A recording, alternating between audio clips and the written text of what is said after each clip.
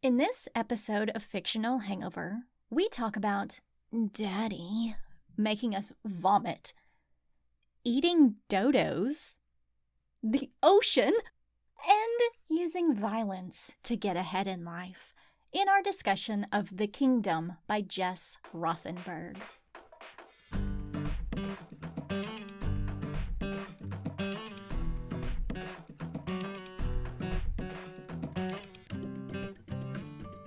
Everybody, welcome to Fictional Hangover, a podcast about young adult and new adult books, series, authors, and voice actors that is full of spoilers.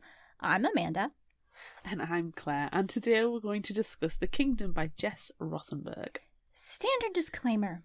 If you haven't read this book, please remember that Fictional Hangover is all about spoilers. If you haven't read or listened and don't want to be spoiled, stop listening to us and go read or listen to the book. Then come back. If you haven't done this but want to pretend that you have, or if you don't care about spoilers, or if you just like the show so much that you don't care about any of that, then listen up. Yeah. Yay!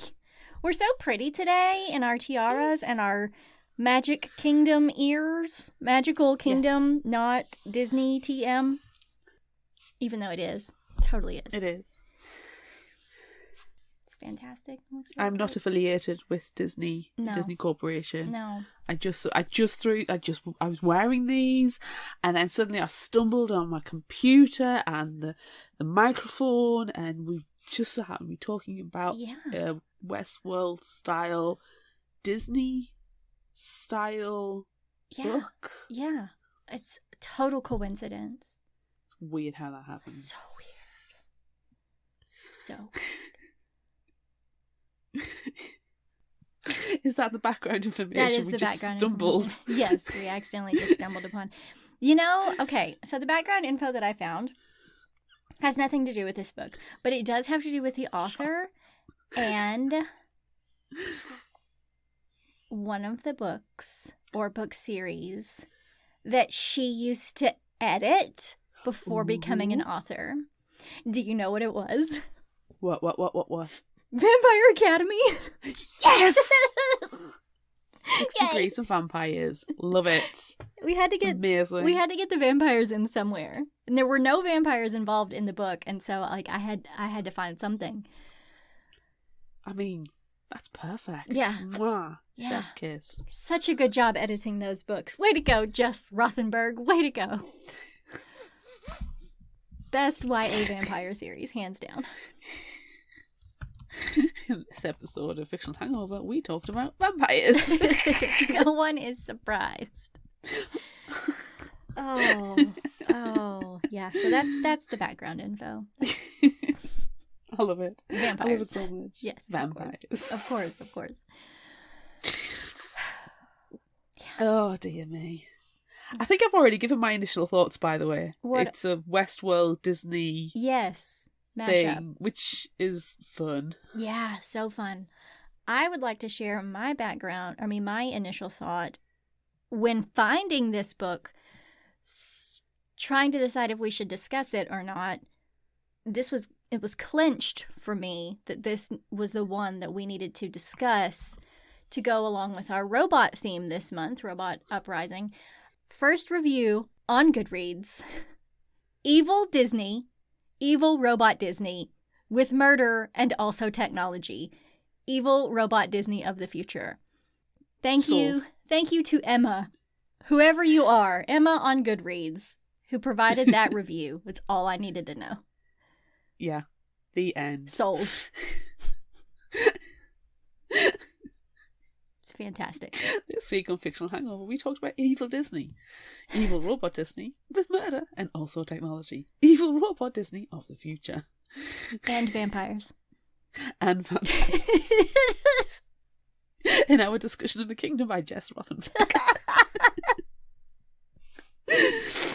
Oh, do we need anything else? No, we should just get started.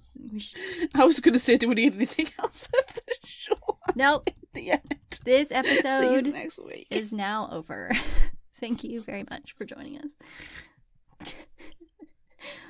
It's been 481 days since Dr. Foster last spoke to Anna. He tells her this will be their last interview, and then she can rest. Dr. Foster says that it would be the right thing to do, and he'll let her see her sisters if she does.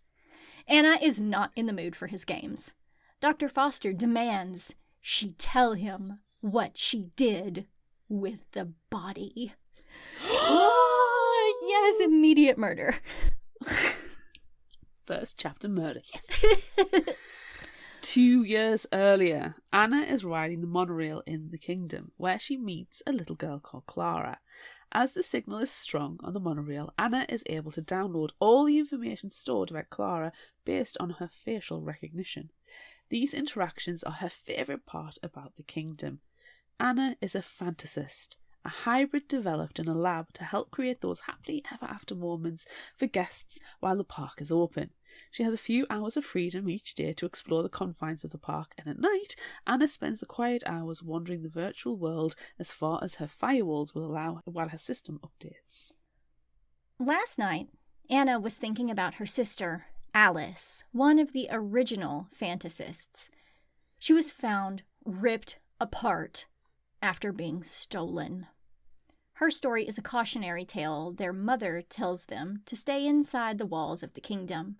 Mother oversees the 7 fantasists' well-being and aesthetics, making sure they are plucked, washed, moisturized, manicured, dressed to perfection, and that they take their food supplements every day, while Daddy checks their physical and psychological well-being.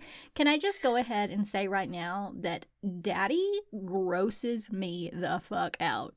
Yes, can I point out that Daddy is not good for my physical or psychological well-being. No, ugh. Ugh. Gross. I'm okay with Mother. Hello, Mother. Mother. Mother knows best. The fantasists don't live in the castle as guests often think, but instead they live in a sterile, unmarked building at the far end of the park. After they are dressed, they are taken to the castle to greet the guests. Eve, the first fantasist, who, at the park's bicentennial celebration, was presented with a special tiara, leads her sisters at the presentation. Anna notices that Nia, her sister who works in the lagoon and performs as a mermaid, looks tense as she walks into the crowd. As Anna goes about her day in the park, she forgets about Nia's tense look. The kingdom is almost an extension of Anna. She knows its hidden paths and the names of all the babies born in the animal park, from the extinct species to the ones dreamed up by the kingdom, like elephants striped like zebras, owls fanged like cats, wolves as fast as cheetahs, and Arabian horses with butterfly wings. And, more importantly, she knows the Wi-Fi blind spots. Nice. Because the fantasists are always being watched from the security cameras and their ocular implants, they have developed their own secret language. During the quiet hours, Nia asks Anna, "Why don't the robins ever leave their nest?" Because the nest keeps them safe. Remember Alice. Remember, the outside world is a bad place filled with violence, poverty, terror, and horror. That sounds like a lie. Does it though? Look out the window. I mean... Okay, you're right. You're right. Take it back. Don't look at the news and you'll live in happy ignorance. Yes, of Turn course. all notifications off. Yes. Do not engage Twitter. No. Twitter is a cesspool, a glittery cesspool, remember? Yes. Well, one day Kaya asks Anna to accompany her to see the new animal exhibit, a polar bear. I would so go and cuddle the tiddly bear. No. Biggest, dangerous mammal. Don't do it, Claire. Don't do it, Claire. Mm-mm. Cameron Casey, one of the animal trainers, and let's face it, he's an all-round creepy asshole sleazeball. He told Kaya to come at the end of the day and bring a friend, though he had hoped it would be the mermaid, not Anna. Ugh. Kaya is one of the older fantasists without the ability to create her own things to say, so she has to cycle through preset scripts. Some of Anna's sisters say cruel things about Kaya behind her back, calling her defective. Eve once said the investors don't mind, but then they might not do much talking at the VIP events, and Kaya does not remember or fully understand them anyway. Gross. Anna does not get Eve's insinuation. We do, and it's disgusting. Anna looks at the polar bear and sees an unfamiliar boy in the enclosure with it. She is able to access employee records and download the information to learn that this is Owen Chen, a maintenance worker with clearance level 10. That's higher than hers. What's a maintenance guy doing with it so high? Exactly. Cameron Casey isn't gentle when he grabs the bear cub and doesn't respond well to Anna challenging his behaviour. She is reminded of other incidents where Cameron Casey wasn't being kind or nurturing to the park's animals. Cameron Casey calls Kaya and Anna creepy. He doesn't want to talk, but at least they're nice to look at. Gross. Anna picks up on his threatening behaviour and enters safe mode. He then says he wants to show Anna something in the VIP room, but Kaya volunteers to go in her stead. Honestly, Cameron Casey doesn't care which of them it is. Gross. He is horrible. Anna wakes up later, crying, and Eve whispers to her not to let Daddy see. I think every time Daddy appears, I just want to vomit. There's like a reflux, isn't there? Yeah. Auto reflux. Ugh. Anna was dreaming about Cameron Casey taking Kaya down a corridor. She feels scared, not by the memory, but that she was dreaming on account of her being a robot. Physically, she's fine, but she doesn't know how to say that there's something wrong with her. She wants to cry, but crying isn't in her programming. During an hour of free time, Anna asks Nia to accompany her to look at the animals. Nia pays no attention to the animals, but instead she is fascinated by a guest's cell phone. Fantasists aren't permitted a phone. It will put them at risk from an unsecure internet connection. Nia sends Anna off on her own to watch the lions who have taken down a zebra. There she finds Owen, who has been sent to clean the carcass, stripping fleshy bits from the technology. As he's separating the pieces, Owen notes that no part of the zebra was eaten and that there are defects in the animal's fight or flight system. Not long after being mesmerized by the phone, Nia is taken away, and the other fantasists don't know how she will be punished for whatever it is that she's done. Eve points out that they know the rules and have to accept the consequences. They won't cut her hair or lock her in a tower, as her sisters speculate. They'll shut her down. Ooh. Anna doesn't see Owen around the park much, so she has started tracking his employee ID. As a fantasist, she's used to being looked at and sought out, so why isn't Owen trying to find her? Did she say something or do something wrong? Her attempts to establish a connection with him don't work, and if anything, seem to push him away. After 10 weeks, Nia returns, and strangely, when Anna asks where the robin was nesting, she doesn't understand their language. Nia also doesn't talk to her during the quiet hours, take her hand, or pepper her with funny questions, like she always used to do. One day, Nia asks to see the polar bear show. Even though Anna is apprehensive about seeing Cameron Casey again, she agrees to go. The polar bear doesn't come out, and Anna is worried there is something wrong with it too, so she sneaks backstage. Cameron Casey is with the chained animal, shouting at it and cracking his whip, drawing the bear's bioengineered blood as he berates it. Anna feels numb and rage at the same time and climbs into the enclosure to calm the bear down. Cameron Casey comes in, drags Anna off the bear, and shouts and screams at her before throwing her out. Anna goes back to Nia, who seems more like her old self, and promises to talk to Anna later.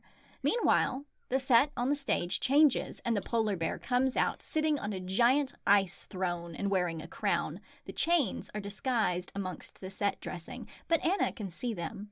The bear rears up and roars, making the air vibrate. A dumb kid in the audience decides it will be the best idea in the world to climb the fence onto the stage while calling the polar bear horrible names. The polar bear, not liking this dumb kid at all, breaks its chains easily. Before it reaches the dumb kid, a spray of bullets hits the bear.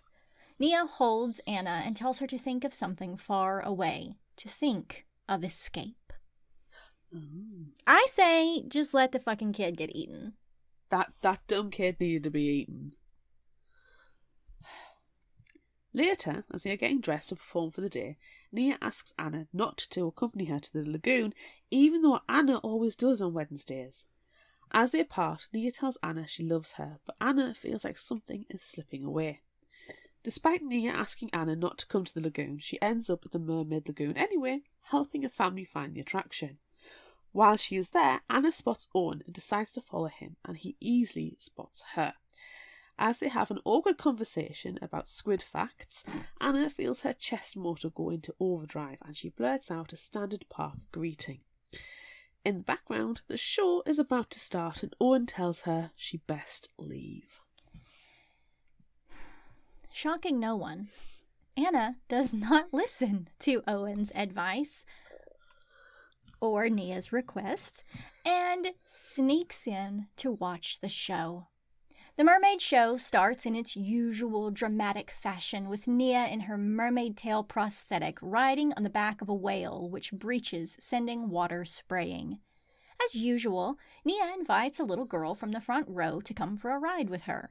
At first, the show follows the usual stage directions until the whale, with Nia holding the little girl in her arms, dives underwater.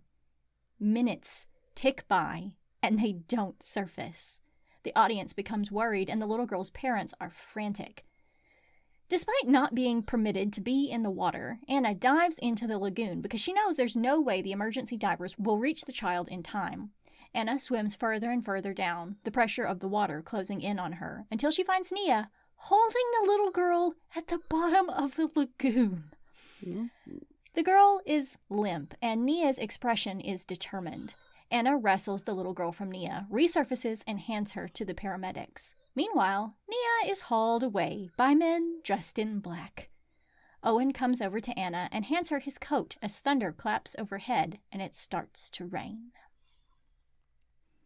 Since the incident with Nia, Anna has taken to finding a quiet place under the water where she can't be seen or heard so that she can scream. She also doesn't like her new little sister, Nadia, who has replaced Nia.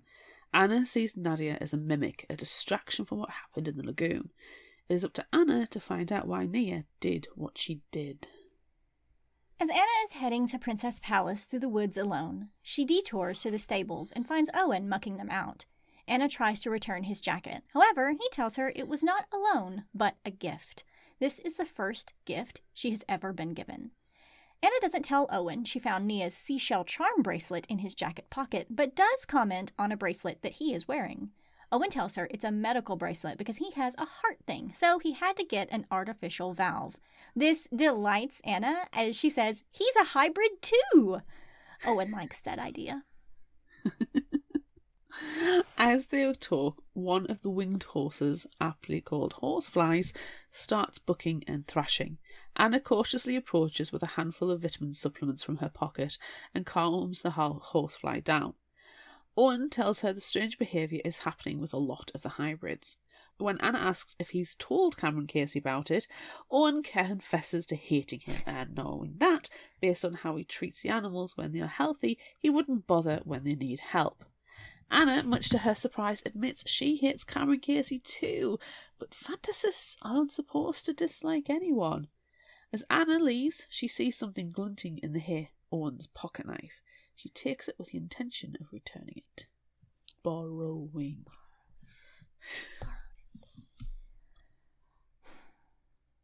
Anna returns to the bedroom, and unfortunately Eve is already there, changing her gown. The hem of her dress is muddy, and she looks afraid. Eve says she found a hurt baby deer in the woods, code that she wants to speak alone where there are no signals. As they pass the VIP lounge, Anna wonders aloud what goes on inside. Eve said Kaya knows, but she never speaks about it and is always fuzzy when she comes out. Anna takes it to mean Kaya is an older system and thinks that the comment is mean, but that's not what Eve meant at all, and we all know it. She says the supervisors don't want Kaya to remember what happens with the investors, so they erase her memory. Ugh. Finally, they reach the clearing in the woods and Eve bends down and starts digging. As Anna and Eve talk, to Anna's surprise, she finds out they are very similar. Eve likes to get lost in a book too and rides the monorail so much as she's pretending she is Anna Karenina. Eventually, Eve stops digging and pulls a fawn out from the soil. It's the fawn Nia was obsessing over. Eve confesses she found it in Nia's dresser after she was taken. As they argue about handing it in to Mother, the phone comes alive with notifications. Suddenly, Eve runs off. Because Anna takes the time to rebury the phone and fantasists are fast, Anna can't catch up to Eve and has no idea where she went. Searching the woods, Anna eventually comes across a scrap of fabric on the way to the winter wonderland, and trekking through the snow, Anna spots Eve, looking a mess, at the observatory. Eve says she just wants to see the stars, but they're so far away.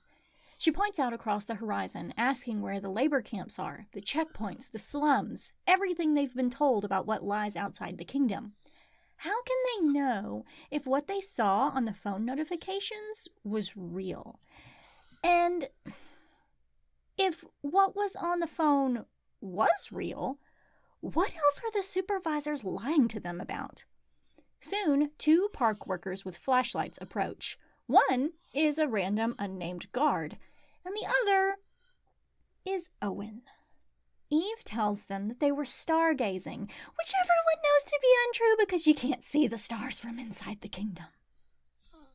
While Eve heads down the hill with the random unnamed guard, Anna and Owen go into the Arctic enclosure, where Owen asks what the real reason is why they were at the observatory, because he is sceptical that they were stargazing. While in the enclosure, Owen checks on the baby penguins and makes some notes in his notebook he always carries, and Anna whispers that he needs to be careful what he says, indicating the security cameras. Owen tells her that not all the security cameras are cabled to the network and that they tend to only be in high-risk areas, and penguin babies are not one. They're not high risk. No. No. This is why Cameron Casey asks the fantasists to come here, because he knows the cameras don't work. Gross. Anna reassesses what she's been seeing and doesn't understand all the lies. Who or what are they trying to protect the fantasists from? Owen says they are trying to protect them from what they can never have. That night, Anna looks at the velvet straps around her wrists they used to strap the fantasists down in bed. She realises the princesses are locked in a tower. Ugh. Ooh. One day, while sitting with Owen up high and looking out over the closed park, Anna wonders if she likes him, or if she's programmed to like him. Owen starts to stroke her face, and it feels good. Suddenly, Anna wakes. She's in her bed and was dreaming again. Later, Anna wanders around the prehistoric animal enclosure where she learns the saber-tooth killed her cubs because someone left their cage open. Soon, she spots Owen reading an electronic book. She approaches him to talk, but he sounds irritated and annoyed with her. Anna asks him a million questions, and he snaps at her to stop talking to him and to stop following him and to definitely not show up at his shift at the lagoon later. Upset and confused, Anna runs to the clearing in the woods and holds Owen's knife she picked up the night she tried to return his jacket. Anna holds the knife tightly, but she doesn't feel any pain, only pressure. She feels like a robot, because she is, but impossibly, she's crying. Suddenly, Anna realizes that Owen purposefully misspoke about having a shift at the lagoon. He's actually arranging a meeting place and time in code. Later that night, Anna makes her way to the lagoon and Owen is there waiting for her. He apologises for being cruel earlier, but says he needed to make it seem believable, as maintenance staff aren't supposed to be talking to fantasists so much. They both admit how much they enjoy talking to each other. When Owen asks how Anna got into the lagoon, she admits she broke in. He is shocked as she may be being monitored and offers to show her how to disable her ocular lenses. Like, what? What? That can be done? That's what? A thing? Get out of here. She is so excited she can control a feature in her body. To reciprocate the gift, Anna gives Owen his knife back. That's not reciprocal, that's just giving property back. Yeah, that's not a gift at all. No, but then again, he tells her she should keep it. This is how he's moving in slowly. He's just like one jacket, one pocket knife, next will be a toothbrush. His toothbrush is there, yeah. Yeah, slowly moving in part by part. Yeah. They sit and look at the lagoon together, and Owen tells her a little of the outside world. She wants to help make it better, and he says she does already, but Anna isn't satisfied with her part. Owen also tells Anna about his family and visiting his Taiwanese grandparents, and about his little sister Sarah who passed away, who loved princesses and castles, and that Anna was her favourite. Owen, though, reluctantly offers to help find out what happened to Nia during those missing 10 weeks. But Owen's theory is that she was just trying to escape. Oh. Later, Mother wakes the fantasists early. There's a routine safety check for the investors, and you know how they appreciate efficiency. One of the investors is acting lecherous toward Eve and says he enjoyed their previous night. Anna questions Eve, and she acts strangely, but says she doesn't recall anything happening. That night, they're all instructed to attend a VIP party with the investors, but Anna doesn't want to go. Nobody wants to go to that. Before that, though, they have a children's garden tea party, which Eve does not attend. One little girl comes up to Anna and says, if the birds get too curious, could they fall? Anna asks who taught her their secret language, and she says it was the mermaid who told her. Suddenly, Anna remembers the little girl is Clara from the monorail last year. Anna scans for Eve again and again until she gets a faint ping. Zara, one of the other fantasists, mentions that Anna was missed at the investor dinner the previous night while she was with Owen, and Anna is sure Kaya knows what is going on, but her memories are being wiped and it's affecting her. Anna drags Kaya and Zara to find Eve following the GPS signal. In the woods, they find hybrid blood and a torn piece of skin. Digging down, Anna finds Eve's tracking chip. Ooh. Oh, no. Daddy reassures Anna that Eve will turn up and she must still attend the investor party that night. For the rest of the day, Anna stays in safe mode as she interacts with park guests, when suddenly she smells something off. Coming out of safe mode and cranking up her olfactory senses to max, and shifting through the smells, she can smell garbage and sewage. Ugh. Ugh. I do not want to go to this park. No, pipe in the cookie smells, not the poop. Ugh. Cookies are better than poop. Yeah, don't pipe in the poop. Don't pipe the poop. As Anna looks around, she sees 9 guards messing around and stealing money from the wishing fountain. They're being disgusting and creepy, and when they noticed Anna, they are disgusting and creepy toward her. Anna enters safe mode again and repeats in a whisper one of Mother's favorite mindful meditations. It's gross. It's gross. Prepare yourselves, people. It's gross. Do not struggle. Do not resist. Always calm. Always safe. Always robot raped. Before anything can happen, Owen comes along to stop it, and the guards move on. Owen tells Anna about his sister Sarah and that she was killed 3 years ago in a car accident. He was driving, and the accident is what caused his heart condition when his chest slammed into the steering wheel. Owen reminds Anna that she was Sarah's favorite fantasist, and then Owen shows her a picture of Sarah. Anna is able to search her memory for facial recognition and recall visits Sarah made to the park, including one with Owen. How did Anna forget him? She should have recalled him when she first saw him. Anna projects the video recordings for Owen. The fireworks start, and Anna realizes she's late for the investors' party, though Owen tells her she shouldn't go as it's not safe with all the armed guards out there. Owen also tells her that Eve stole a horse before cutting the chip from her arm. Oh my goodness. Anna starts to panic and wants to search for Eve in all her favourite places. As she gathers her thoughts, Owen asks her what Eve's favourite story is, Anna Karenina. He's not up to speed on his Russian literature. Who is? No. So it's not much help to him.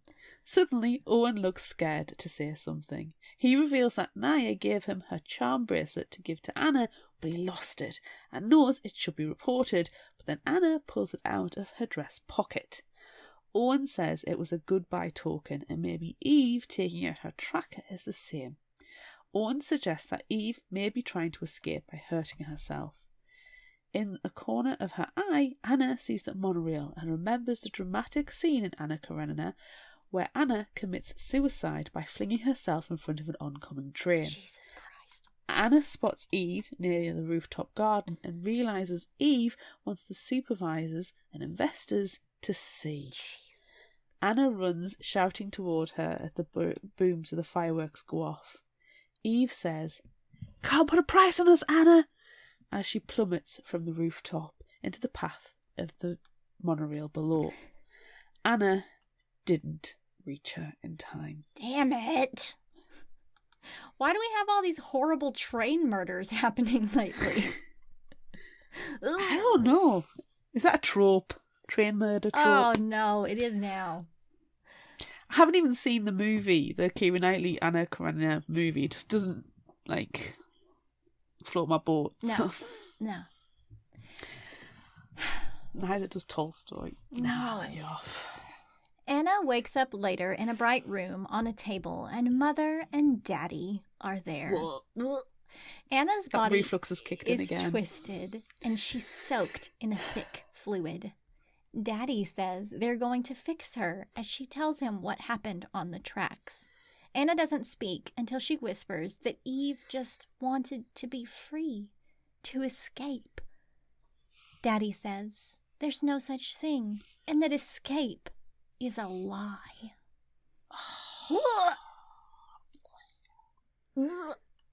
Anna dreams of Nia and Clara and tries to figure out when Nia could have taught Clara their secret language. She wakes up in her bed surrounded by her sisters who have a million questions. Zara tells her that Eve was shut down that morning and Nadia whispers a coded message to Anna. In the morning, Anna finds a Valentine card addressed to Nia with a new bracelet charm. The card seems personal, like Nia spent time with the sender. Anna remembers that Nia wasn't with them over Valentine's. That was during the 10 weeks she was missing. Anna is also convinced she is being watched to make sure she is safe.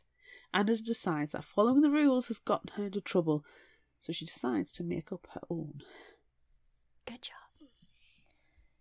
Anna doesn't see Owen for weeks after the incident. Anna is convinced she's malfunctioning and starts crying again, which upsets her more. She thinks she's next to be turned off. Owen says she isn't malfunctioning, she's evolving, like the hybrid animals. As Owen is trying to comfort her, Anna reaches for him and kisses him. He goes back for more. Another week passes before Anna sees Owen again. She sees him in places he shouldn't be, and when she calls out to him, his image flashes and disappears. Ooh. One day, Anna spots him with another maintenance worker and follows, hiding in the topiary. Owen easily finds her hiding place and confesses he didn't know what to say to her after their kiss, other than he doesn't regret it. There are other things she needs to know too, and things he needs to tell her, and he promises to find her soon. After Owen has left, Anna notices Owen's notebook on the ground, and though she knows it's wrong, she opens it and begins to read. Owen has written about their relationship and how she's easily emotionally manipulated. Oh. He also writes about her older processes and that she's probably at the end of her technological life. Oh. Harsh. Oh. It's mean. Poor Anna. Anna goes into the tunnels, rats scattering around her, Owen's notebook in her hand. His notes are hurtful, harmful, and a betrayal. She wants revenge. At the trash compactor bridge, Anna waits for Owen, his pocket knife in her hand. Owen comes a few minutes later. Anna has something to show him. Owen promises he can explain and says he never lied to her. He says he wrote the lies about her being easily manipulated to get the others to back off. He says that he was being honest about her evolving. He says he wouldn't lie to her. Anna throws the notebook into the flames and shows Owen the knife. Later, Anna arrives at the lagoon covered in Owen's blood, holding the knife in her hand. Anna can hear the security camera turning to focus on her. Anna does what she has always been told to do. Smile. Ugh. Back in the present day, because remember all of this took place 2 years ago and we're learning about it after the fact, Cameron Casey is called to the stand. He says to the judge that he was watching Owen and Anna by the woods on the security feed. He says they disappeared for a while, but eventually she came back alone and headed to the lagoon. The cross-examiner asks why he was watching a security feed where there are no animals. The line of questioning shows that Cameron Casey is a sleaze. Anna has been told not to smile or frown. She's dressed simply and sedately. If she loses this trial, she'll be turned off. As the jury foreperson reels off the charges against the kingdom, the jury finds the corporation not guilty. For the charge of willful, deliberate premeditation by a hybrid to commit murder in the first degree, the jury finds Anna not guilty.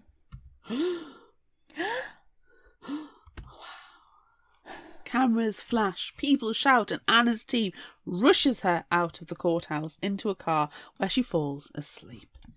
When she wakes up, Anna finds herself in a facility and taken to a room marked X. Oh, that cannot be good. Nope. The room is set up like a surgical nightmare room, and someone is setting up a camera. Daddy welcomes her to her final interview. Blah. Dr. Foster tells Anna she's there to be terminated, but first she will write down her confession, minute by minute, of what exactly transpired the night of Owen's murder.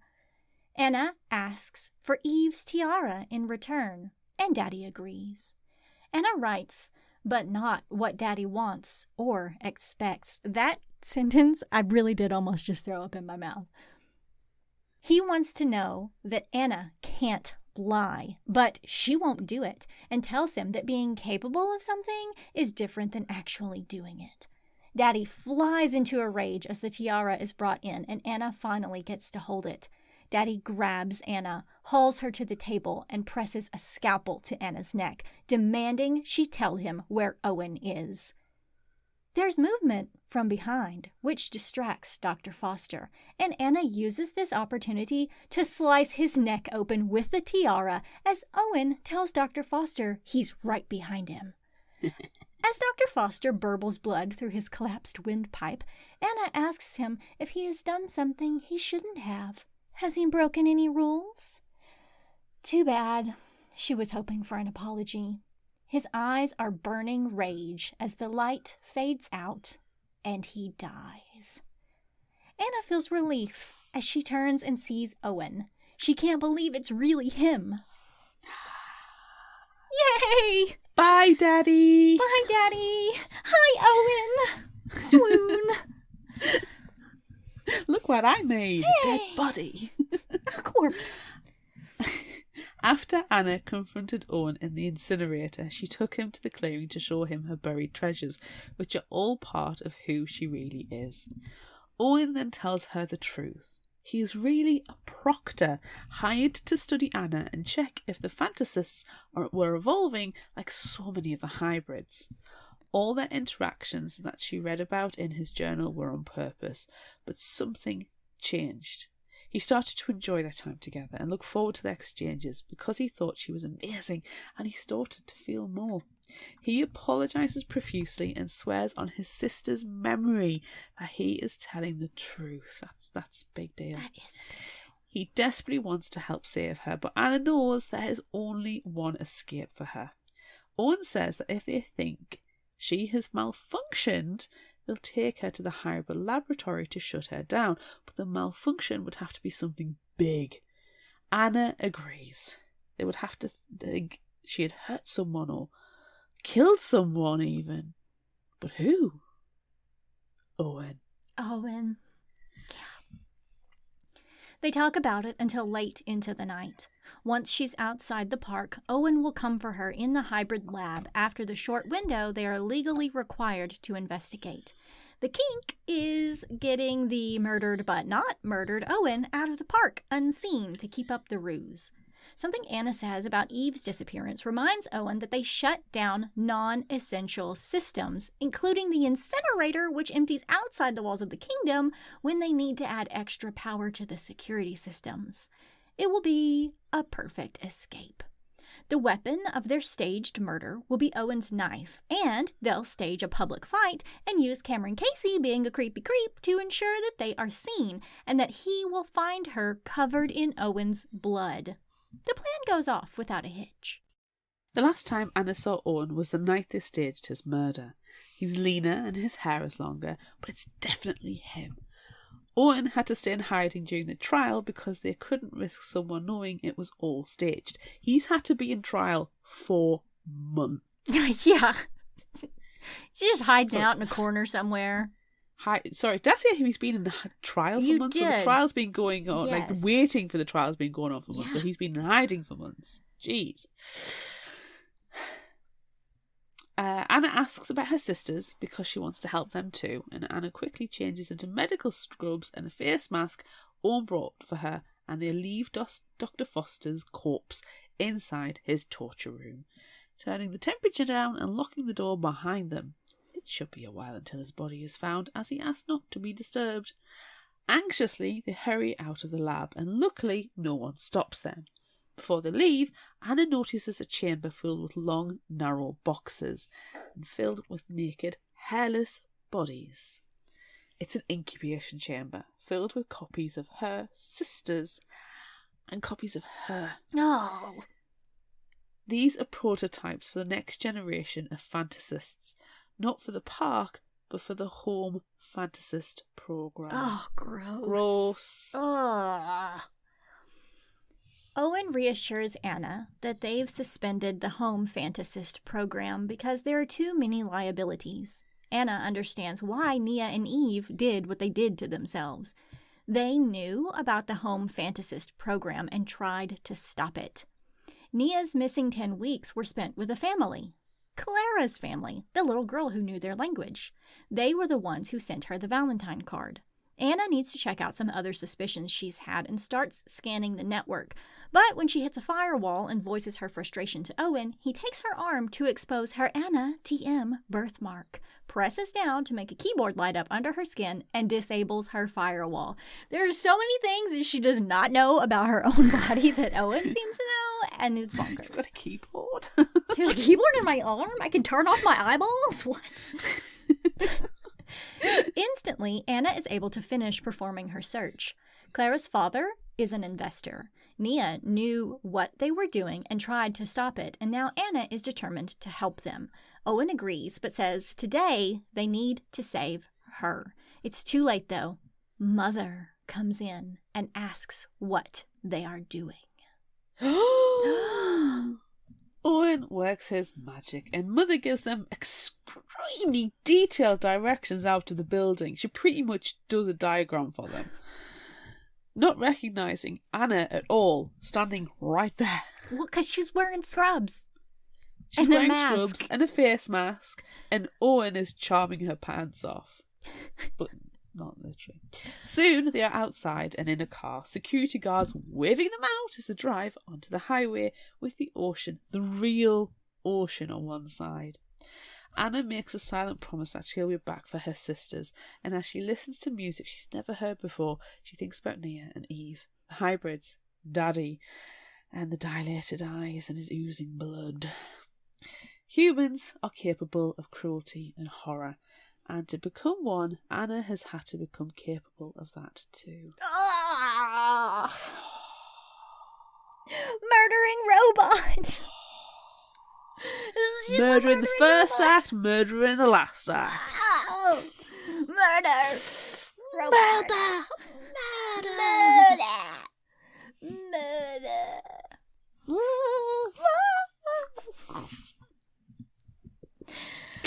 Oh. Okay.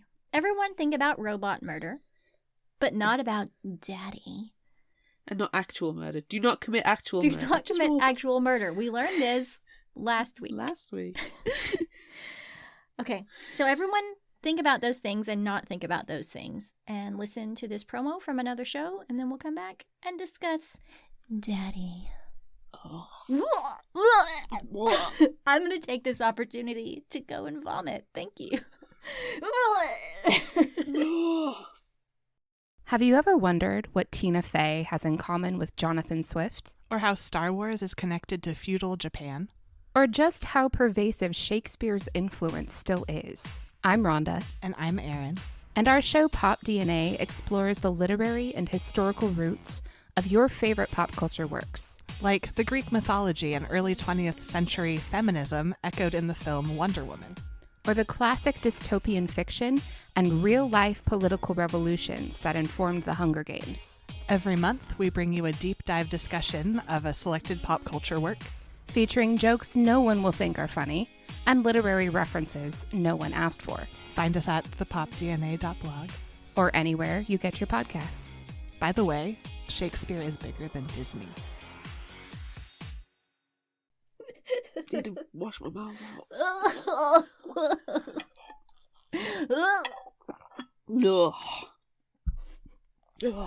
Daddy. Literal goosebumps from the chills. I know, it's gross. It's gross. It's gross. Do not like, make it stop. It doesn't help that I lean into the microphone when I say it. Daddy. Daddy.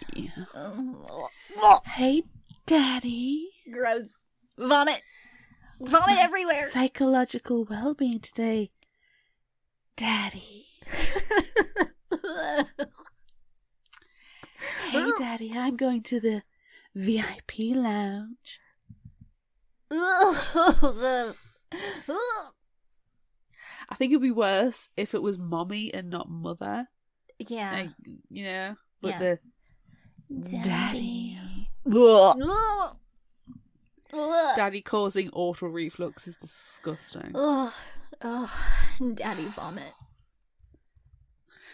Ugh. Ugh. That's the only thing we're going to talk about in our discussion portion of the show. Daddy. Stop saying it. Right, let's move on. Cameron Casey's an absolute creepy creep ass sleazeball as well. Yeah. He's disgusting. He's horrible. He's the worst. I'm so glad he got outed during the trial, though. Note to others, to listeners, there is quite a bit missing from the summary because there are trial notes and interview notes as well, and some of it has been integrated into the summary, but they are separate entities in and of themselves. So go and listen. The audiobook's really good on this as well. Yeah, it's fantastic. The narrator who does it, Amy Landon, she does a fantastic job because she does quite a robotic voice for Anna, but then it changes as Anna starts to become more human. Yes, I noticed that too. I was going to ask you if you noticed that. It's so beautifully subtle because it actually starts off quite human, where she's like, "Oh, Daddy, stop with the games. I don't want to play these games," because it starts with the future, the post-trial interview, and then it's quite weird. You think, hang on, is this a different narrator slightly? Because it goes very robotic, but then it starts to slacken off as Anna becomes more and more human, and that is so cleverly done. Yeah, and it was so subtle too. Yes. I think if you haven't listened to a million audiobooks like we have, you probably wouldn't have noticed it. But it was so good. Yeah, I was so impressed with that. Yeah. It really, really impressed me the way she did it. So I think I've listened to this at least twice now. Yeah. And both times I was like, yes. It's so satisfying to the ears when you start picking up on those subtle cues. It's like, yes. So it's great. Yeah.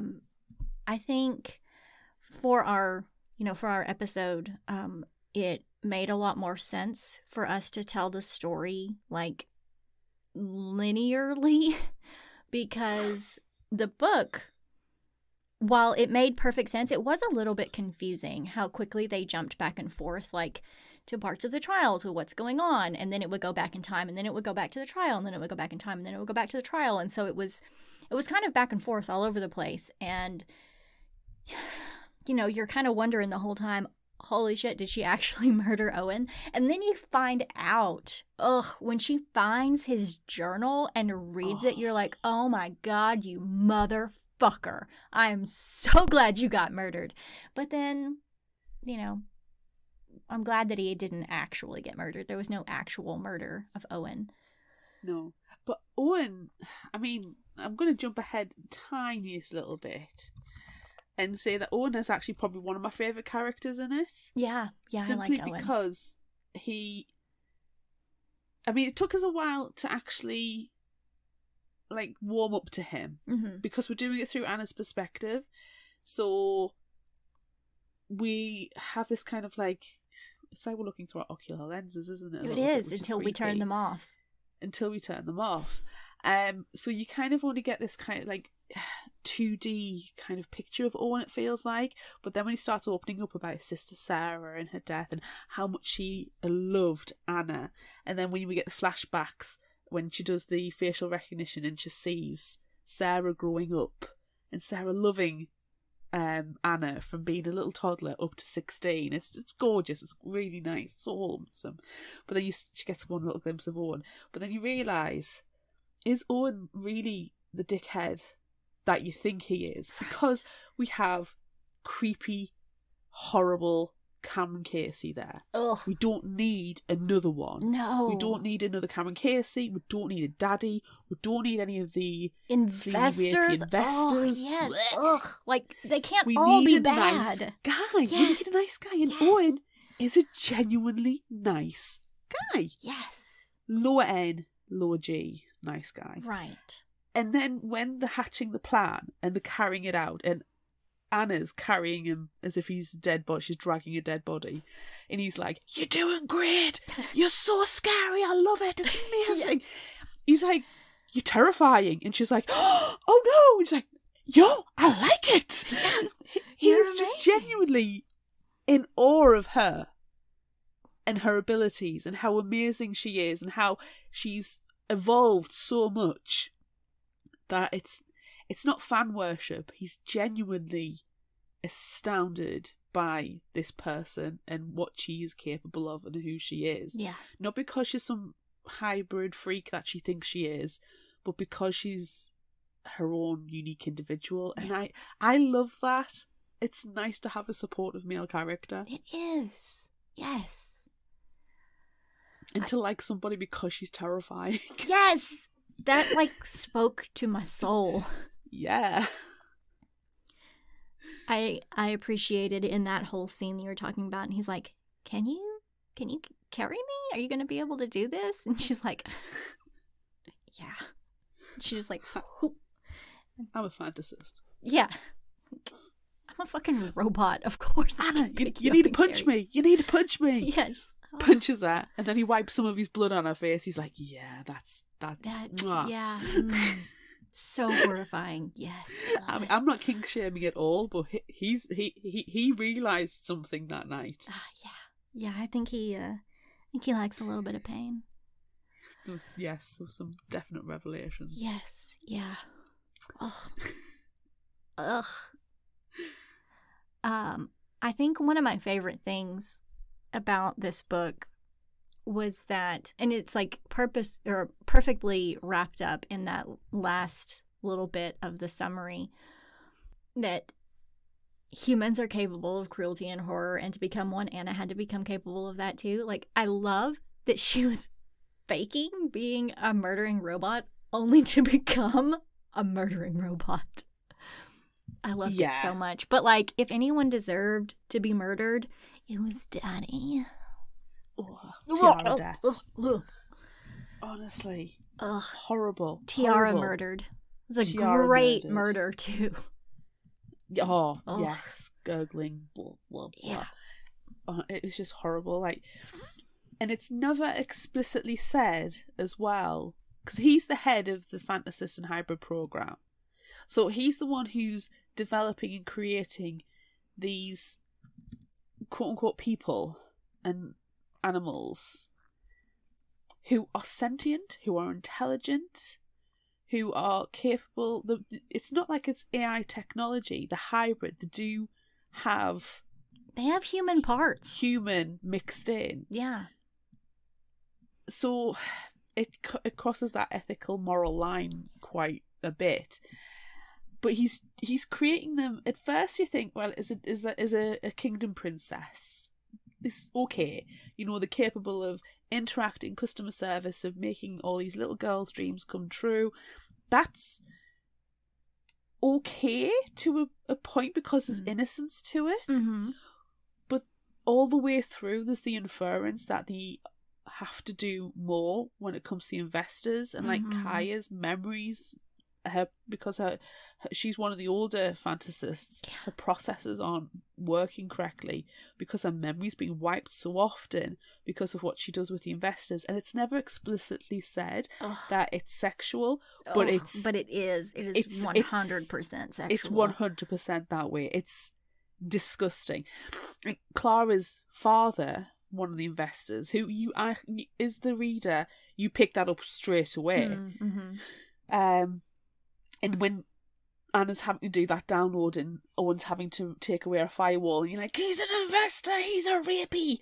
And it's like, and then when she finally gets that, connects that pieces, there's a point where he kind of looks at Anna and drags Clara away, and there's that kind of, he knows, and there's an exchange, and it's lecherous and disgusting, and you think, if Anna goes to that party, that investors' party, she's next. Yeah. Ugh. There's still questions in my mind whether or not Anna has gone to the VIP lounge and has been subjected to the abuse. Yeah. And had her memory wiped. I mean, she is also one of the older ones. I mean, she's not as old as Eve or Kaya. But she is older. They mention it several times that she is one of the older ones, and you got to think it's probably happened to her too, and that's awful.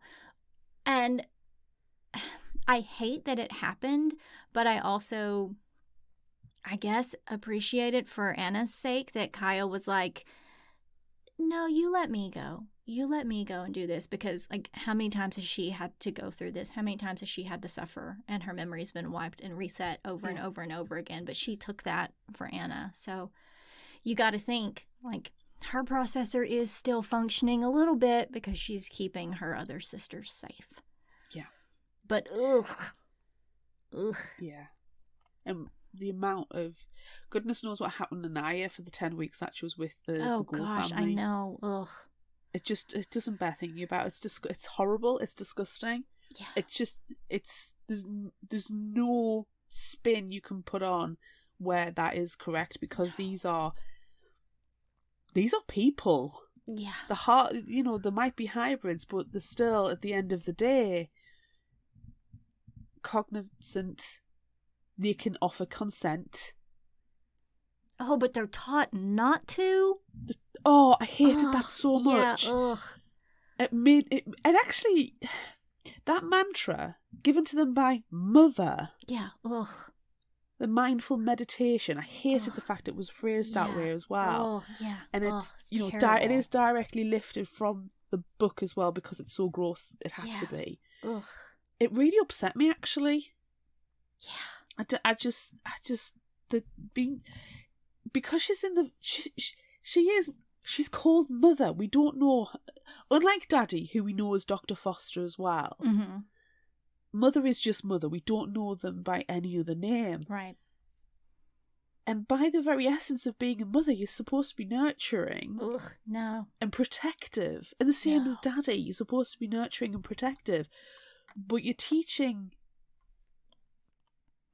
your children to be submissive Ugh, and to no. take this abuse No. and to not offer consent.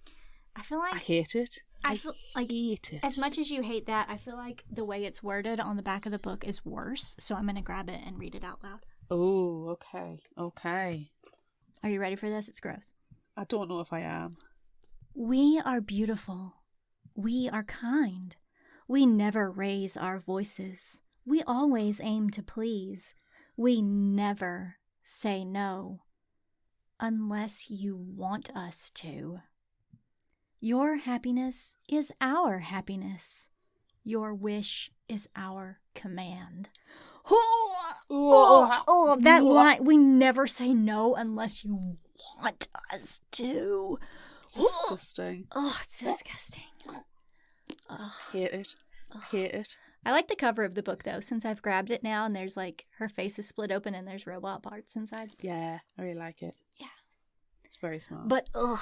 Oh, it's just gross. I hate it so much. Ugh. And the fact that because it takes so long for Anna to realise, it shows you how much of a naive situation that they're constantly kept in. How innocent, air quotes, they're being kept. And it's just... Ugh. It's so gross. It's so gross, but the book is so good. How can it be so good and so gross at the same time? Well, it certainly teaches you something. Do you know what? Do you know what's annoyed me actually? What? And it's not the book. No, it's the fact that the book is not the easiest thing to find when you're doing searches for it, like on Goodreads or something. Yeah. Because it's quite The Kingdom is. It's very generic a popular sounding. title. Yeah. And it's very generic. The easiest way for me to find it is actually to use Jess Rothenberg's name, rather than The Kingdom. And it's annoyed me because I'm like, well, this book is really, really good, and I want more people to read it, but it's obviously very difficult for them to find. So it's more like an indie book for me than necessarily a mainstream publication. Yeah. Even if it is a larger publication house that's produced it. So I'm quite annoyed by that. Like, it's such a good book. It's got positive messages in there as well, and warnings. Mm-hmm. The warnings especially. Yeah. But it's a well hidden book, and I don't like that. Yeah. But I'm very glad. I don't know if it was a BuzzFeed list or I can't remember what list I found it on. But I'm so happy that when we're having one of our show meetings, I was scheduling and talking about what we're thinking about doing, and we were talking about the Murder Robot month. Yes. Yeah. And we found this list, and we were going through them, and we found The Kingdom. We're like, this sounds perfect. Yeah. And then started looking at Goodreads, and you found Emma's review, and we're like, yes, I'm cool. We were doing this book club because I like this review. I'm like, okay. So I'm glad that at least it is being picked up on lists, but it's annoyed me that it's not the easiest thing to find. I know. I want everyone to know generic about search. this book. Yeah. I enjoyed it a lot more than I expected, and I enjoyed it even more the second time round because you know it's the same with any kind of murder mystery book where you know what the secret is. And you're like, ha ha ha ha. However, saying that it's a secret, it's not much of a secret that Owen isn't actually dead. Yeah. Like, it's staged that way that he has been murdered by Anna, that she did kill him. But all the way through, when you find out how the relationship's developing and how she's evolving, and yes, violence is becoming more prevalent in her life, there's still a part of you, and I don't know, well, part of me, that's going, it's not going to happen. Yeah, there's no gonna way. Be a twist. There's no way. There's got to be a twist. And you're just waiting for that twist to happen. It's genuinely, and this is definitely one I would suggest audiobook. Oh, yeah. Because Amy Landon did such a spectacular job. Yeah, I agree. Although the book does have some, like, pictures, and it, it's kind of got that, like, found document epistolary style that we like so much. Yeah. So the book looks pretty cool, too. Maybe it's one of these ones where you need to actually, you would do well listening to it whilst reading it. Like Illuminae and Was that the one Empire that I the read? Vampire. I read Empire the Vampire and listened to it at the same Yeah. time because the version I've got illustrated. Yeah. Yeah. And I really enjoyed that experience. Yeah. Mine is illustrated too, and the illustrations in that one are beautiful. And also The Dead House by John Kurtagich. That's another good one to look at the book while you're listening to it because, oh my God, you have to listen to those because they're so good. See a million previous episodes where I drool over those audiobooks. But this is another one. This is another, maybe not quite drooling, but this is another really fantastic audiobook. It's a high-end audio. Yeah. Yeah. Definitely. I felt so sorry for Eve, though. I loved Eve.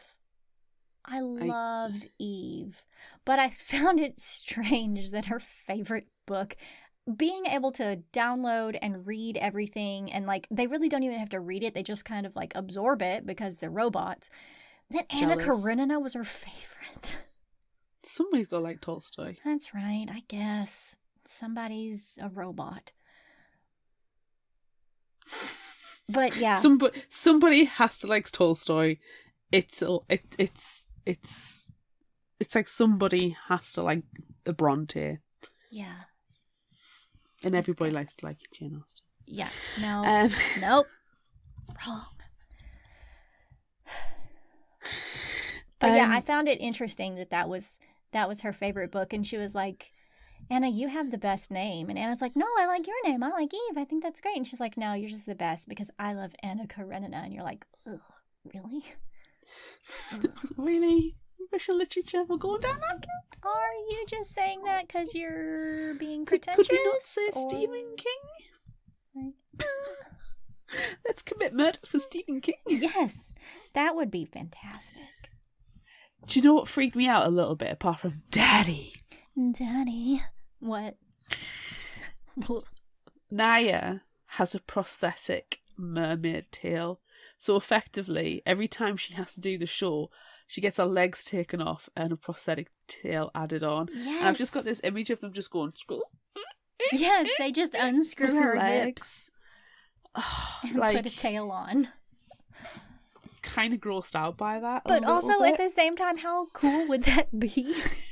I don't know. Like, I just gotta put my tail on so I can go for a swim. What's the phobia of big spaces like this? Like phobia of the sea? I can't remember what that's called right now. Do you have that? Not necessarily. I mean, I've been on the sea plenty of times. I've done a cruise and everything. I've been on the Aegean Sea on a banana boat, being hauled behind a speedboat. No, it wasn't a banana boat. It was the rings, and that was dark and that was cold, and I kept thinking sharks. But so not necessarily. If I think about it too much, though, like when you see the reels on Instagram or videos on TikTok, if you're on there, and it's like it shows you like a whale under the water. Yeah. And I kind of go, oh shit, no. Yeah. I like whales. I don't mind whales, but I don't ever need to meet one in the sea or in the ocean because that really says to me that is a big fucking void. Yeah. Where you cannot breathe. And that kind of freaks me out. Thalassophobia is the fear of ocean or other large, deep bodies of water. And then agoraphobia is the fear of being in situations where escape might be difficult or that help wouldn't be available if things go wrong. So that's the being in the middle of nowhere one. Yeah. So I wouldn't say I necessarily would say I'm thalassophobic. Yeah. But I certainly appreciate it when I see those, or if I was in the middle of the Atlantic Ocean looking around going, ah! So you would not have volunteered to ride the whale? Hell no. No. That idea can go in the fucking bucket. Now, last week you said that someone should like get in the sea. So you don't want that to happen this time. Get in the sea. You don't want that to happen this time. No, but the it's excessively British to say it to somebody get in the sea. You said it last week. Did I? I can't remember. You did. I do not remember. I trust my editor. She keeps me straight. But when I tell somebody to get in the sea, it's because I'm telling them to go away. Yeah. So yeah, somebody can get in the sea. I'm not following you. No.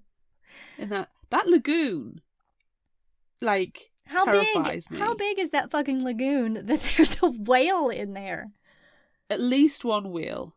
At least one whale. There's tons of fish. There was turtles, coral reef. She was at least 30 feet down at one point. Yeah. It's got to be freaking huge. No! And she doesn't have gills. She actually says, as she's diving down to save the little girl, it would be useful to have gills. Yeah. Can I just, like, pop her head off and screw a different one on? Like, replace her neck with one with gills? They unscrew her tail. You might be able to press a button and there may be gills there. That, you know, you're probably right. We need to ask Owen. Yeah, we need to ask Owen. He knows for sure. Because honestly, otherwise, I mean, they say they have to do the cold water training, so they know, you know, once a month or whatever, they're in the lagoon to practice. Naya's there, every day? Yeah, she's there all the time, swimming around with her tail. And she can't breathe underwater. I'm just, don't like it. Nah, dog. Nah, dog. Ugh. Ugh. Oh, can we move on? I'm freaking out. Yeah. This book's making me more freaked out the more I'm thinking about it. I know. Daddy.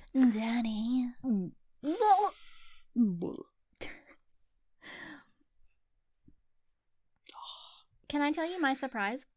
Yes, please do. As long as it's not Daddy. It doesn't have anything to do with Daddy. My surprise is that the kingdom is in the Pacific Northwest. Because it doesn't seem like a good place to have a magical theme park if Twilight has taught us anything about the weather there. Weather stereotypes? No!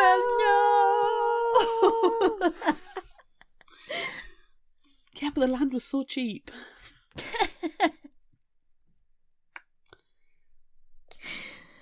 Oh. Yeah. It was a nice change for that. Yeah. My surprise was that the maintenance staff are really bad at the job because they never find Eve or Anna's treasures in that little wooded area. No. I mean, they called it like the haunted graveyard or something like that. Yeah. Because it's a blind spot for the Wi-Fi signal. Yeah. But, like, does no maintenance staff walk that path and go, oh, look, there's stuff buried in the soil. The ground has been disturbed. I best check all of these lumps and bumps. Shoddy maintenance stuff, honestly. Terrible. Should have stuck with Disney.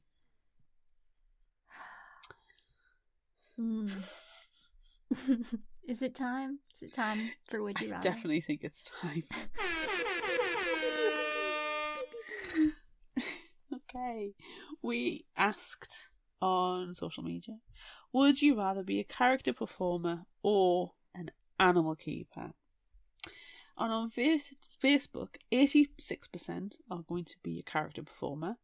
On Instagram, 83% are going to be a character performer. On Twitter, everybody's going to be a character performer. And on TikTok, we're going to have the animal keepers with 71%. So, there you go. We do have some comments. Okay. I'm just going to do a quick check. Can I just tell you that everyone at the library was also an animal keeper? But they didn't really give a lot of reasons why this time. But they all wanted to be animal keepers. It was the same with the social media as well. Like, we had the votes, but not the explanations. Yeah.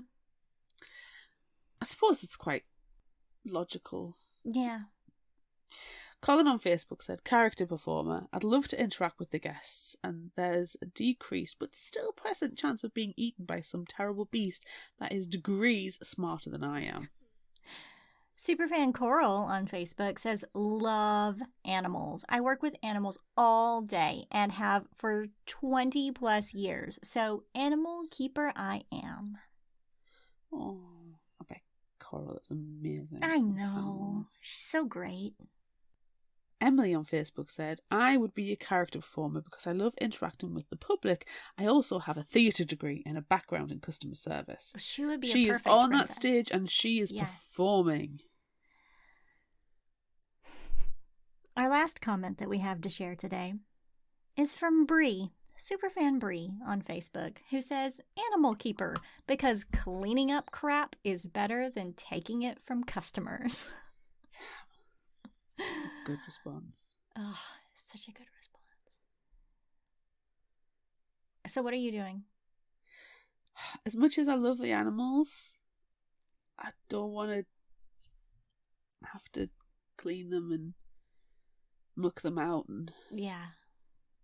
smells and Yeah. stuff. Yeah. I like to visit the animals, not like deworm them. Yeah. You're gonna crank down your olfactory sense when you go around don't- the animals? I don't have the greatest sense of smell as it is, but if the poop smells strong enough, I'm gonna pick it up. Yeah, no, I'm not. And given the animals that are in the kingdom, like, I don't really want to work with a polar bear because it's the largest land mammal and it is a massive apex predator. Yeah, murder bear. That it's a murder bear. It does not discriminate. No. So I don't really want to look after the murder bears as much as I want to. I was ridiculously excited to see the polar bears at the wildlife park. You know this. I was giddy with excitement and sent you pictures of me pointing at these polar bears going, it's a polar bear. So I'm excited to visit them. I just don't want to get my head bitten off by them. Yeah. No. And my favourite sign of all times is still on the polar bear exhibit where it tells the keepers check where the bear is at all times. Yes. If you Keep your can't eyes see the on bear, you get out. Yes. Something terrible is going to happen if you can't see the bear. And plus, I don't know, I'm a little bit of a drama queen sometimes. Even my own child calls me a drama queen. Really? Are you really? I didn't know. Never would have thought. Wow. So I'm gonna be a character performer. I'm happy with that. It might take me a bit longer to get the dancers laid down. Yeah. But can I be one of the villains? That's what I was gonna ask. I want to be a villain. I would love to be a villain. Yes, I want to be a villain. I don't even have to be like Maleficent or something. As much as I would love to be Maleficent. Right. Those horns are fantastic. Yes. I've got them somewhere. I do have Maleficent horns somewhere, and I don't know where. Oh, bet they're in the garage. You know Cinderella's ugly stepsisters? Mm-hmm. Their character interactions in the park are absolutely spot on. They're so cheeky and so funny, and they play off each other so well. So I don't have to be like Maleficent. Right. I don't have to be Ursula. Oh, I will be happily. I would happily be something like along those lines. Yeah. Even, but yeah, I would like to do the villain, not the princess. I am not genteel. No. I think we already know my answer to this question, that I would be a character performer and I would also love to be a villain. There's a place like here that we hire to come to the library during the summer, and it's called Fanciful, and they have princesses that they like send out and they do performances and stuff, and they're like, we're always accepting new people, and I always ask them, like, do you have to be a princess? Because I mean, now I'm too old to do it, but I'm not too old to be a villain. I'm not too old to be an evil queen. Like, you need to ease up on your restrictions here, because a lot of people love the villains. Yes. So I don't love want to Anna. do that. Do you not get any bitch from Frozen? No. No. No. No. No. I just want to be Yzma. I want Yzma at my birthday party. Yes. I want to be a villain so badly. If you can dream it, you can murder it.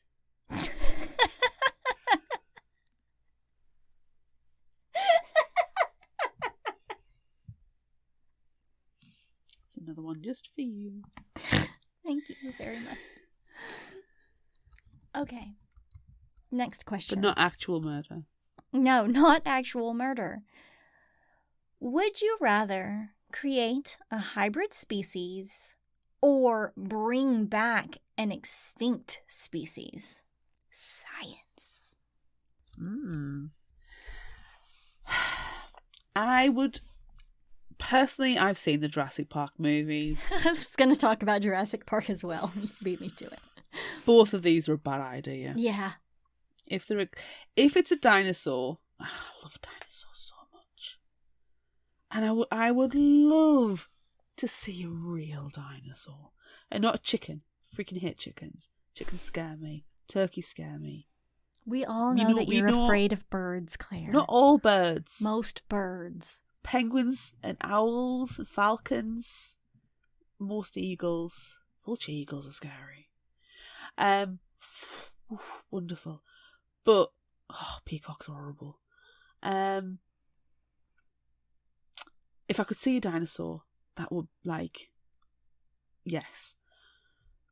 But if we're talking like an extinct species like a dodo, and the reason that they're extinct is because they were eaten because they're dumb and didn't learn to be scared of humans, and they were just so delicious. I can understand bringing back the dodos if they were kept on Mauritius as well in a wildlife sanctuary, and Gordon Ramsay was told to keep away from Mauritius for the rest of his life. I was going to ask if you are creating a dodo just to eat it. I mean, you'd want because to try they're clearly one. delicious. You'd kind of want to try. I would not put it past the kingdom to have dodo birds purely on the menu. Yeah. They're on like a shiny silver platter, and you remove it, and it's just a dodo. Yeah. And the evil queen's outfit's made of dodo feathers. Yes. Everything is made of dodo. Yes. So, okay, I can imagine, I'm not going to, no, hybrid species are wrong, okay? You don't put two things together and splice them genetically. You've got like Cocker Spaniels. Mm-hmm. Well, that's just because they've done the nasty and they've had the babies. Fine, okay? Right. If it's a naturally bred hybrid species, fine. But when you're bringing technology into the mix, when you're adding in the circuits and electronics and the wires, that's a different kettle of fish. You're asking for problems and you're asking for trouble. You're going to get eaten, okay? So no to hybrid species. I've thought about this a lot. I think you're going to get eaten in both options here. Yes, but hybrid species is a full-on guarantee, okay? Whereas an extinct species, and if you're bringing the species back, that was killed off because humans suck. Yeah. Then I'm fine with that. So I'm going to say bring back extinct species Okay. to repopulate. Let's bring back the white rhinos. Let's help repopulate the polar bears. But they have to go into their natural habitats and not be kept as an exhibit. Yeah, and for not humans to eat. Yeah. Yeah. I don't know. I like the idea of creating hybrid species. I like the idea of the horsefly. I mean, you're just making your own little Pegasus. I think that's kind of cool. Yeah. And what's the harm of the elephant being striped like a zebra? That's not hurting anything. You don't know. You don't know. You don't know what putting two animals together is doing. Like, how its brain is going to operate. Because a fly and an elephant, a horse and a butterfly, because they were butterfly wings, Right. are two extremely different species. Are they like tiny wings that don't like actually... vestigial butterfly wings? Yes. And how big would those butterfly wings realistically have to be? They would have lift to the be weight of a fucking horse? huge to lift a horse. Huge. So, yeah, I think they would have to be more vestigial than anything else. Yeah.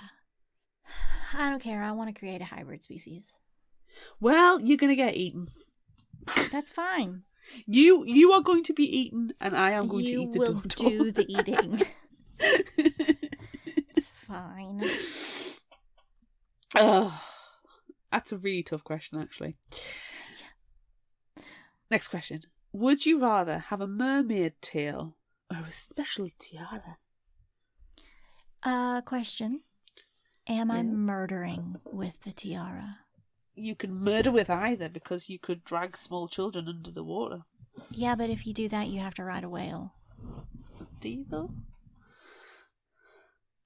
If we're talking about mermaids, mermaids are not nice mythological creatures. No, they're not. They're not Ariel.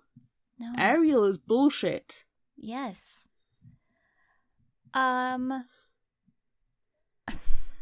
Okay, Are you going to lure unsuspecting sailors to their watery deaths? Yeah.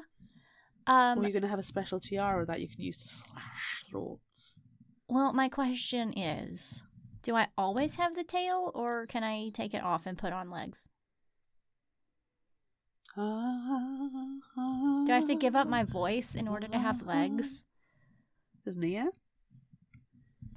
Who knows? She disappeared for 10 weeks. I would say, like the tiara, it can be taken off. And how, big and fancy is the tiara? However you want it. It's just remember, you are the lord of all that you survey. You can. I've given you the question. You interpret it however you want. We've just been eating dodos. Right. You're right. You know. Okay. If I can also unscrew my head and my neck and screw gills on, or press a hidden button on my body somewhere and create gills, then I would have the mermaid tail. But if gills are not an option, then I'm having a special murder tiara. Also, I think I said gills. Gills? Gills. Well, hey, gills.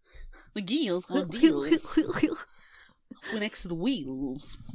I'm picking special tiara regardless. I'm going to have a murder tiara. Yeah. Because please see previous comments about, the ocean. Yeah. Okay. All right. Would you rather borrow Owen's pocket knife, Owen's jacket, or a random kid's phone? I'm going to... Not bother for his jacket. Even if it smells nice. Whatever. I'm going to borrow his pocket knife. And I'm going to go and visit Cameron Casey. Yeah, same. Samesies. Also borrowing the knife, also doing murders. Borrow knives, do murders. Yeah. It's like be gay, do crime. Yes. That's what I'm doing. Would you rather swim in the lagoon with Naya, who may or may not try to murder you, or have a garden tea party with Kaya, who may or may not drive you crazy with her scripted speech patterns?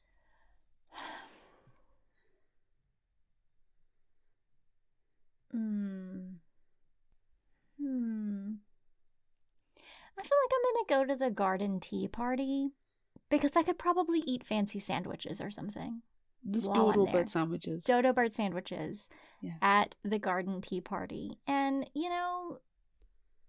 I can just turn down my auditory sensors while Kaya is talking and just not listen to her. And turn off my eyeballs, turn off my ears, and just eat dodos. What do you have at this fancy tea party? Dodo tea, dodo cakes, dodo sandwiches, dodo scones with clotted cream. Clotted dodo cream. Everything's made from dodos. We have a fine preserve today. It's dodo. It's dodo.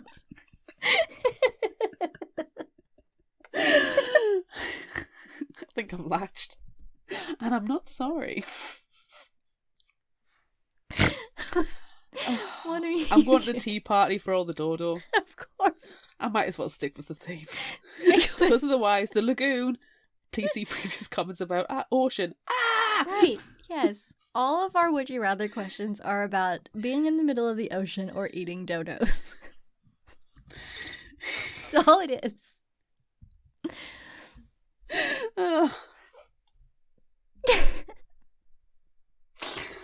Oh, dear me. All right. Favorite final thought quote? Anything about dodos in there? I don't. I was just about to say, unfortunately, there's nothing about dodos. Oh. Okay. I'm just going to give you a couple. I'll be honest, there wasn't that many quotes that stood out for me. Yeah, same. There was lots there, but nothing that really... Yeah. Really, yeah. Same. So I'll just give you a couple. Come on, guys. Everyone knows princesses don't need saving. And, this one's quite simple. Actually, I'm going to give you three. There was another one that I thought was really funny. Yeah. And it's at the end when Anna turns to Owen and she's changing into her scrubs from her prison wear. Yes. Remind me never to again to wear orange. You're like, all the feels. And then my last one is, you're braver than you believe. And I think that's something that everybody needs to think about, because as life goes on, you're thrown in harder and harder situations. Yeah. And you can tackle them. Yeah. Might not be by yourself. You might need a support network, but that's still fine. Right. Yes, it's definitely fine. What have you got? Well, one that you said earlier, you terrify me. I mean, in a good way. I love that. Is it possible violence might even feel good? I knew you were going to take that quote. As soon as I heard it, I was like, this is an Amanda quote. Violence. Yes. And then my last one is, in the end, it does not matter what a story is about. It only matters who gets to tell it. Oh, I know. Commit violence. Tell a story. Eat dodos. Eat dodos. Okay. If you liked this, try this. What are you going to suggest? Right. Well, the obvious one would be Westworld by Michael Crichton. Right. Obviously. However, I'm going to recommend The Mad Scientist's Daughter by Cassandra Rose Clarke, which I didn't realise was actually awarded a Philip K. Dick Award. Oh. I read it when it came out, so it was obviously before it got the awards. And I read this, and it wasn't an ARC, but I got an electronic copy and a physical copy at a sci-fi convention. And yeah, it's really, really good. Freaking depressing. But it's beautiful. It's a really, really good story. So I do highly recommend reading it. And then read something happy afterwards. But it's really, really, really, really good. And the summary from CassandraRoseClarke.com is, when Kat Novak was a young girl, her father brought Finn, an experimental android, to their isolated home. A $1 billion construct, Finn looks and acts human, but he has no desire to be one. He was programmed to assist his owners and performs his duties to perfection. His primary task now is to tutor Kat. Finn stays with her, becoming her constant companion and friend as she grows into adulthood. But when the government grants rights to the ever-increasing robot population, Finn struggles to find his place in the world. As their relationship goes further than anyone intended, they have to face the threat of being separated forever. Oh. It's very beautifully written. It really is nice. And it's a post-apocalyptic dystopian future. Oh. It's really well done. And you actually do see Kat growing up, and you see their relationship changing into adulthood. It's very, very good. What's yours? I had to go with the classic. Anna Karenina. Robot. No, not Oh! Anna Karenina. I, Robot by Isaac Asimov. And Yes. I mean, you cannot go wrong with an Isaac Asimov book. No. From the friggin' 50s, they're still fantastic. But you can go wrong when you turn them into a movie. Oh. Yeah. Oh. Yeah. And put Will Smith in all of them. Daddy. Okay. They mustn't harm a human being. They must obey human orders, and they must protect their own existence, but only so long as that doesn't violate Rules 1 and 2. With these 3 laws of robotics, humanity embarked on perhaps its greatest adventure, the invention of the first positronic man. It was a bold new era of evolution that would open up enormous possibilities and unforeseen risks. For the scientists who invented the earliest robots weren't content that their creation should remain programmed helpers, companions, and semi-sentient worker machines. And soon, the robots themselves, aware of their own intelligence, power, and humanity, aren't either. They're evolving. Ooh. As humans and robots struggle to survive together, and sometimes against each other, on Earth and in space, the future of both hangs in the balance. Human men and women confront robots gone mad, telepathic robots, robot politicians, and vast robotic intelligences that may already secretly control the world. And both are asking the same questions. What is human? And is humanity obsolete? Robots. Sounds nothing like the movie, does it? No. Well, that's several stories. The whole, Yeah. The book, it's multiple books. There's multiple stories. And I think the movie's just the first one, I think. Yeah, no, it didn't really capture it. No. And I say that it's been a long time since I've actually seen it. It's not a rewatch, let's face it. No, it's not.